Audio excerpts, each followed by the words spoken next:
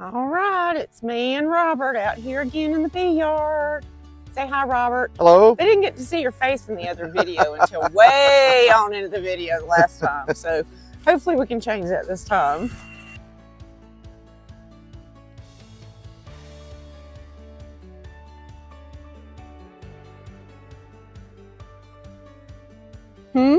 Several of them coming in full of pollen. Yeah, they are. It's fun just to come out here and watch them. I love sometimes. Greg Burns at Nature's Image Farms, he says the best tool that you can have as a beekeeper is a chair at your apiary, because you need to go out and just sit and watch them. Watch them come in and out, and just watch them, you know? Yeah, that's new comb. And I know that because it's white. That's old comb? That's old comb. I just think it's fascinating. Those ones that have all the pollen on their back legs. Deirdre calls them, what does she call them? Sally saddlebags. Yeah, see, they're up in that one working it too. Wow. Breaking a lot easier this week than they did last weekend. Look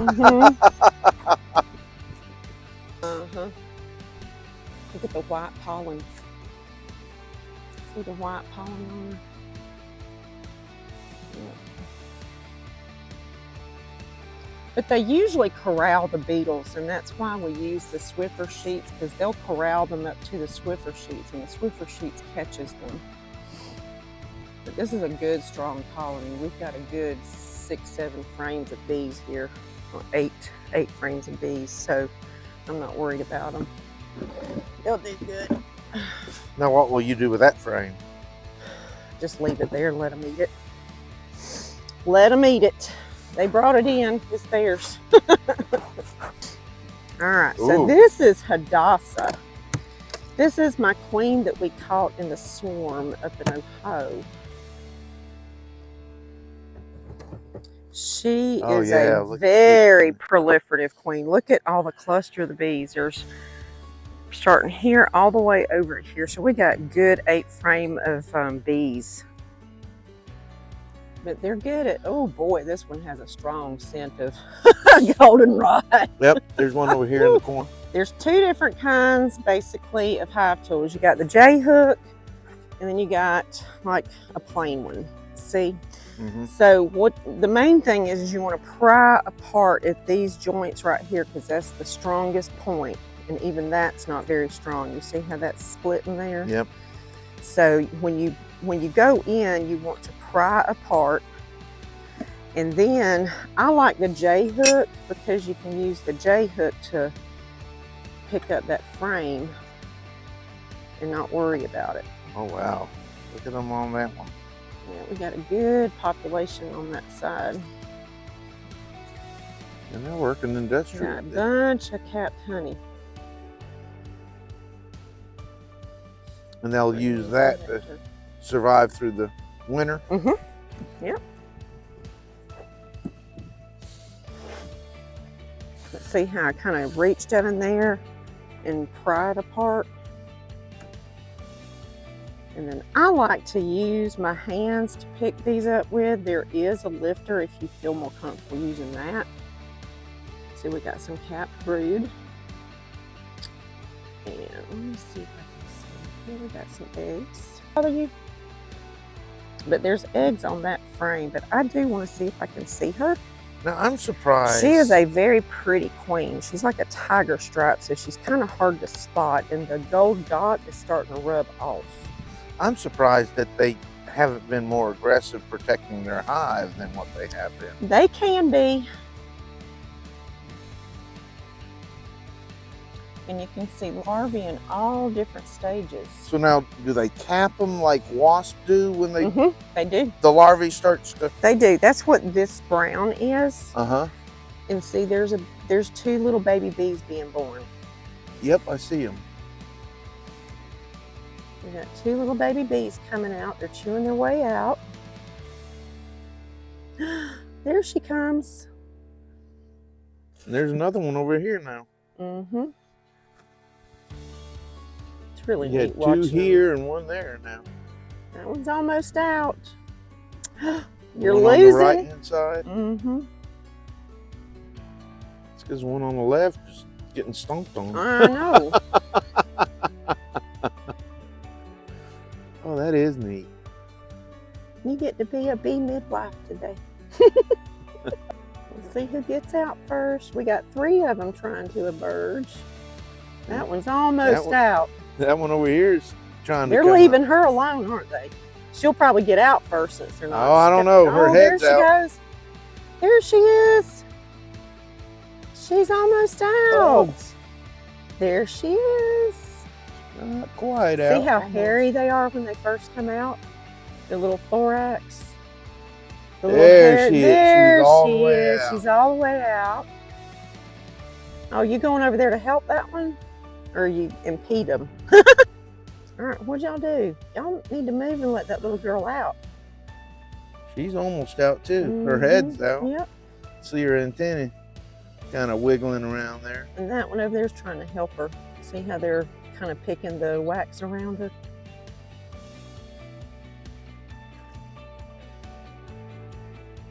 Oh, there's one went up to the one in the corner starting to pick the wax. And that one's feeding right there.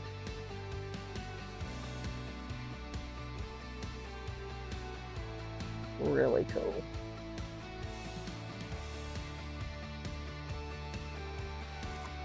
Nope, she went back in. No, she's still there. She's coming out. She's right there. I see her.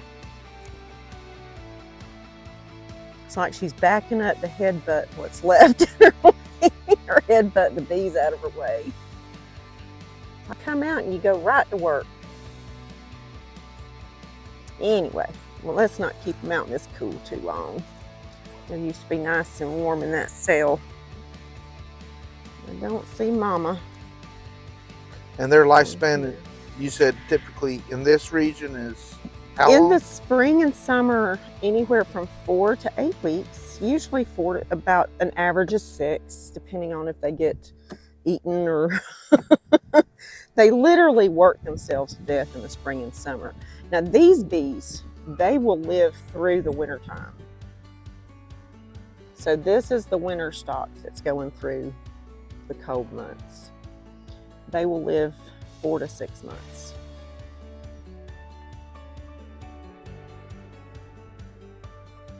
Now, how do they determine when they put nectar or when they put eggs and stuff?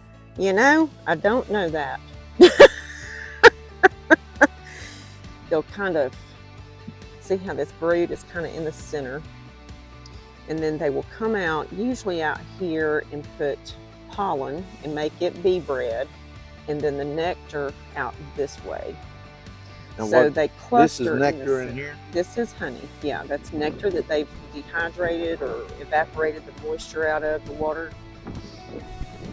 Yeah, it's cool, isn't it, girls? It's not all this rain. So in the wintertime, they kick all the drones out? They do Get rid of indeed. They get rid of them because all they're good for is mating and drinking honey. They sit around in their recliner drinking honey or go out and gallivanting with the women. But see how they kind of cluster in the center, and that's just a survival mode. You know, they keep each other warm. So they cluster close together to keep each other warm. And when they're in the summertime, they fan a lot to keep each other cool. Oop, look out, girl. You almost got squished. All right, Mama is being elusive. So now what do they do with the pollen? They make bee pollen is their protein source. The Okay. nectar is their carbohydrate source. And they'll come in and on the pollen, they will actually mix nectar with it on the frames that are close to the baby bees. And they will make bee bread. So the bee bread is what they feed to baby bees. All right, we'll close this one up. Hadassah did not want to be seen today. She's like, nope, not today.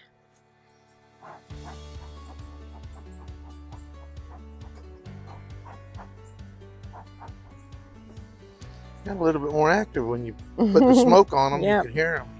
It confuses them.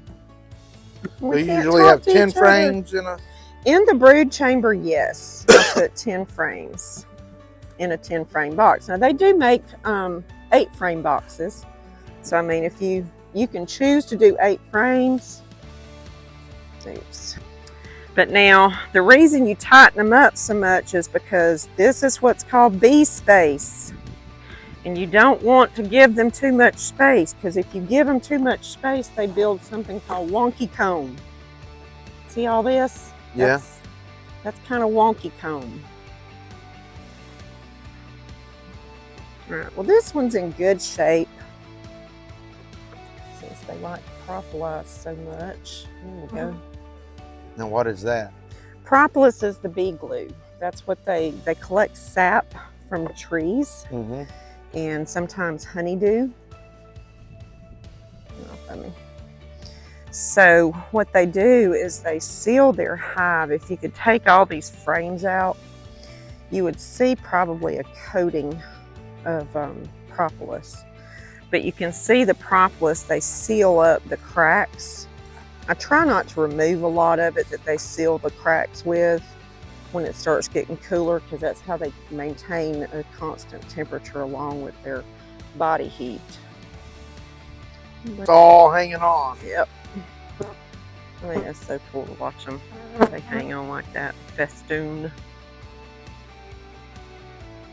So this brood, see, this is where you've got some that's still capped, and then you've got open. So she's come back in here and she started back laying in here. We don't have any sun, so it's kind of hard to see, but you can kind of see some of the... I saw some larvae in here. Let's turn it this way, you may get more. Yeah, you can see a little bit of the larvae in here. Oh, Mark, there's Mama. Look at that nice big juicy queen right there. Isn't she pretty? Oh, wow. It's a big one. A nice little queen. It's about 1.5 to 2 times size. Mm-hmm. Yep. It's a nice little Italian. All right, well, let's put y'all back in there. So when you find the frame with the queen, you got to be super duper careful not to roll her. So you want to make sure you get these nice and tight. And then you can put your last frame What do in you there. mean roller? Believe me, when you're putting a frame down, try not to start in the center. Always work from the outside in. Take one frame out. If you're going to the center, move your frames over. Because if you try to pull one, if I went right to this one right here and tried to pull it out, I could kill my queen. Because you'd roll her against all these bees. All right, we saw Mama. And when you put an inner cover and the cover back on, you're supposed to, like I said, kind of go from swiping it like that so you kill as few bees as possible.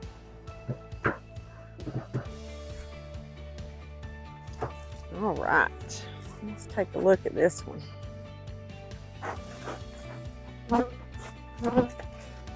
Now, you come over on this side. Typically, I don't get in front of the beehive, because if they do get testy, they're going to fly out and they're going to sting you in the crotch. It don't feel good. Trust me. There you go.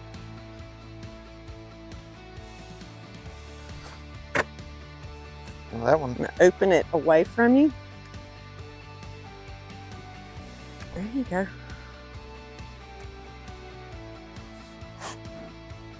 And a little bit of smoke just to kind of... You see what I mean, though, about prying it apart? That's propolis all up here.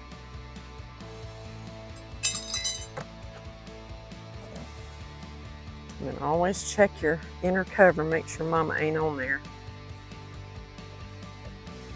Because sometimes She will get on there for some reason. I don't see her. All right, so the first thing you're gonna do is, I always work right from left. You can work left or right, whatever you're comfortable doing. But you're gonna take one frame out, and then you're gonna move your other frames as you pull them.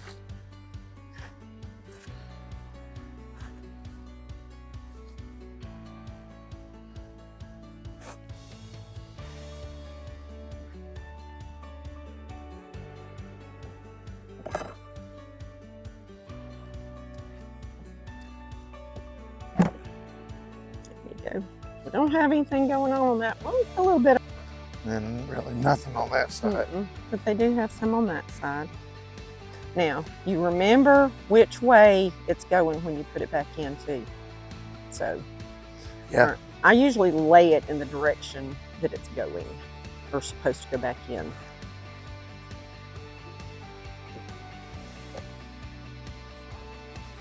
I want to suffocate them. That's the beetle thing, right? Yep.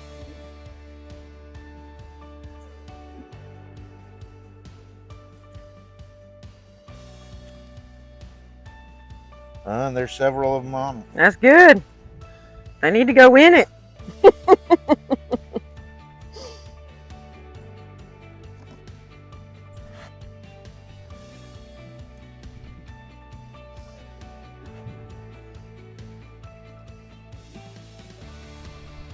Some cap, honey. Really nothing on the other side. There.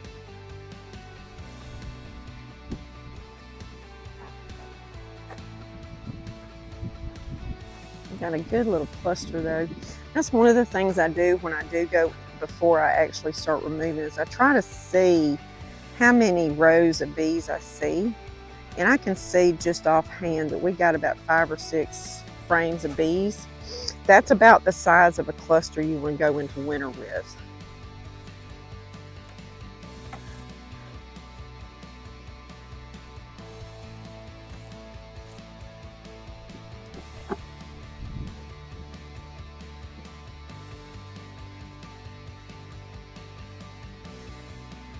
Look at them with their little heads stuck in there.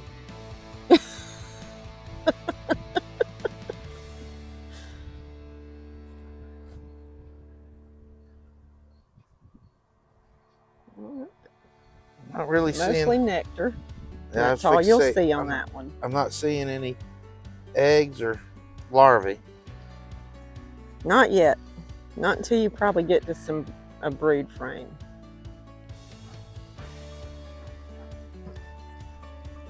Ugh.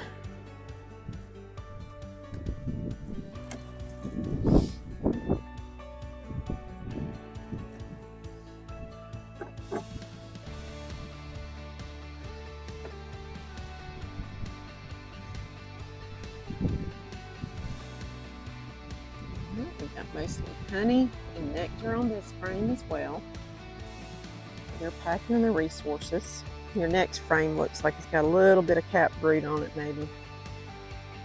Yeah, go away.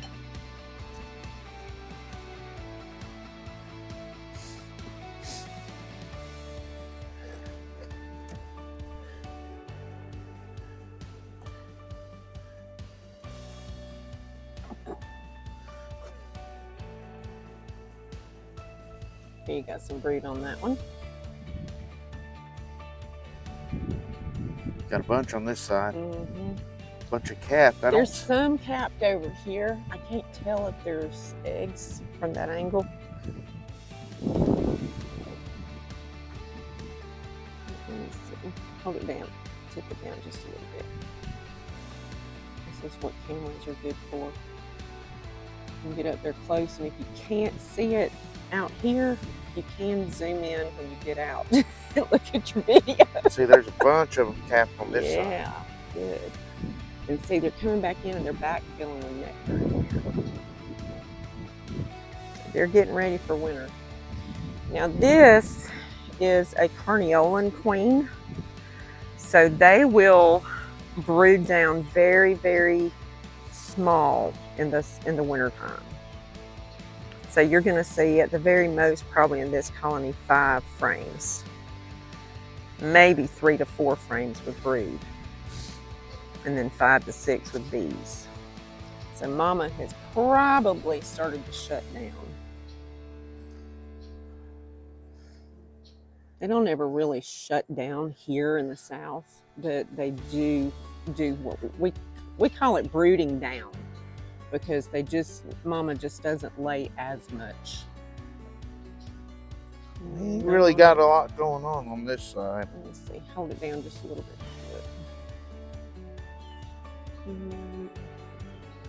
And lots of larvae in there. Lots of larvae. Really? And I see, tip it down again. Let's see. Lots of larvae, and I see some eggs. So what's happened here is all of the brood, this was all capped probably about a week ago, and all of it has hatched. And they hatch from here out so that she starts laying here again. So you've got, this is older brood out here, and this is the younger brood in here, because they've all hatched from the center, so she started laying there.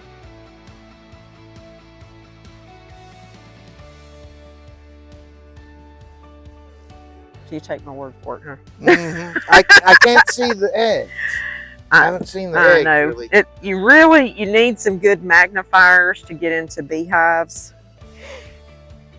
Come on. Because it's very difficult in the beginning to see the eggs. Come on. But once you see them and get the knack of it, you won't miss them. And when you go in, it just takes time to get used to seeing them. Lots of brood. Pretty. Oh, yeah. Isn't that beautiful? Nice old brood. This will all be hatching probably in the next few days. And then they're coming back in and putting pollen in. Yeah. They're very good recyclers. Look at that brood pattern. That is beautiful. There's the queen. Where's that? The yellow dot. See all the yellow on her? That's my poor marking skills. Right there. She's one of my queens from last year. All right. And I see a bunch.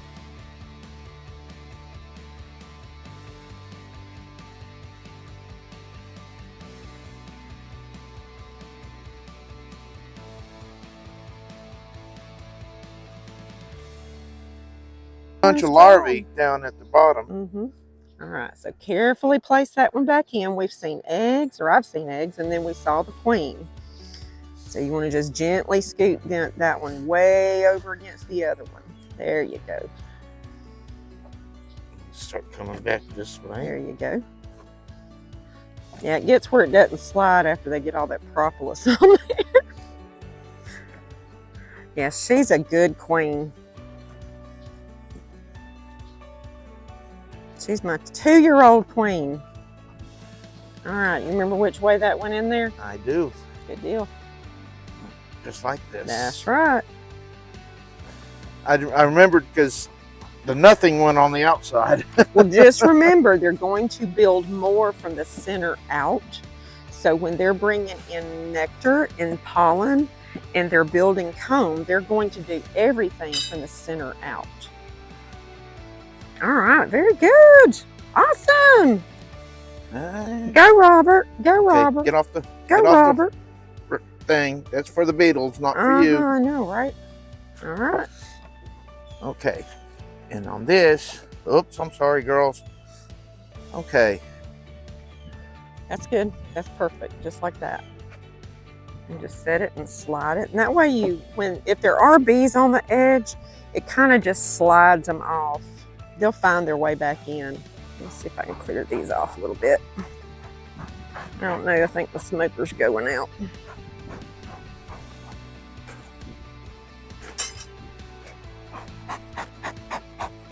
Get off the edge. Get off the edge. All right, now put you on there diagonally and kind of scoot it, and you'll slide those bees out of the way. There you go. Good deal. All right. Like First one I've gone. Go, Robert. Go, Robert. Go, Robert. All right, let's grab the bucket. We're done. So we're going to leave that little medium super over there because they're filling it with nectar. The others we took off. And so we went through hives I can never remember which ones they are. Deirdre marked them 3, 2, and 1. And the markings off of these. But anyway, nope, 5. 3, 4, and 5. So there's 1, there's 2. That's 6, that's 7. We went through all of them except for 7. We went through, no, we went through, well, we kind of went through one of these down here, but we basically just took the supers off and just kind of checked to see what this one was doing. But we went through these 3. So saw everything 2 of the looks queens. good. Saw 2 of the queens, yeah. And you're gonna get to the point where you can spot those queens too. But I'm gonna get to the point of spotting the eggs. That's the big thing. That is the big thing. Because as long as you can see the eggs, you don't have to find the queen. And honestly, it is a lot easier to find the eggs than it is the queen. Because those queens can be elusive. They like to hide. So Riley don't like it when we bring bees back up there. Let's see if they're hitting this over here yet. So we put out the feeder and filled it up with pine straw and some feed. I haven't got it yet. But I had a little honey in a bucket over here that they kind of been getting to. Oh, you got some drowned ones in there. Yeah, you lose some. They get gluttony and they die. Isn't that a deadly sin? Gluttony's a deadly sin. The bees hadn't learned that yet. There's Rory. There's Rory. They're my bunnies. I think Janet got mated, I hope. At least we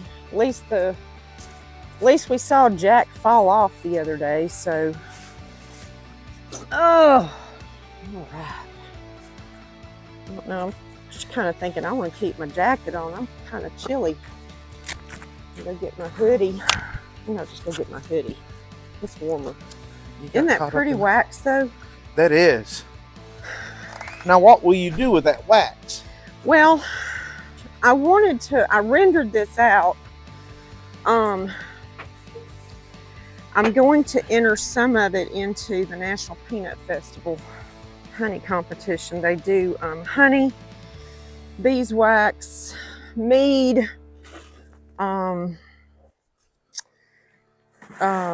they used to do baked goods. They're not doing baked goods this year because they leave the stuff down there for 2 weeks and they decided that the baked goods would probably mold.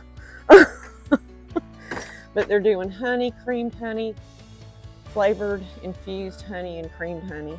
Now, what's creamed honey? Oh, you had never tried creamed honey. Are you in for a treat? I just so happen to have made some.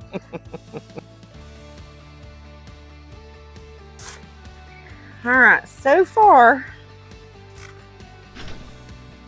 I've got 3 different flavors.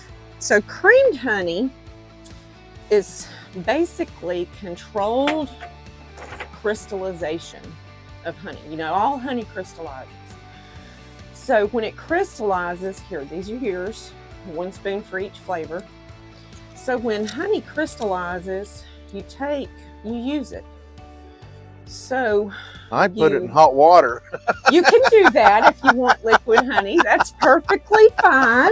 Nothing wrong with that at all. So what you do is you take the crystals, and I learned this from Brian at Flower Street Farms. And no, this is not for you. This is plain creamed honey. So the crystals are fairly large when they crystallize. So what you do is you grind the crystals down to microfine. Isn't that good? Mm-hmm. You like coffee? Not really, but. Well, here, you like apple pie? Oh, I like apple pie. Try that one. That one's the most popular one so far.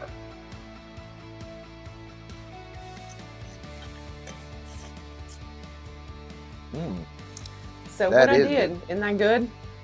So I used freeze-dried apples, and it's ground into a powder, and cinnamon.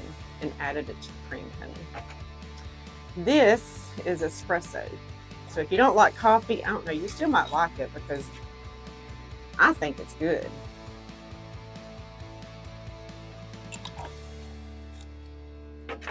But your creamed honey is just controlled. But the espresso, and I guess because it's coming from cocoa beans, almost has a chocolate taste to it. And most of your bakers will add espresso powder into chocolate delicacies because it makes the chocolate flavor pop.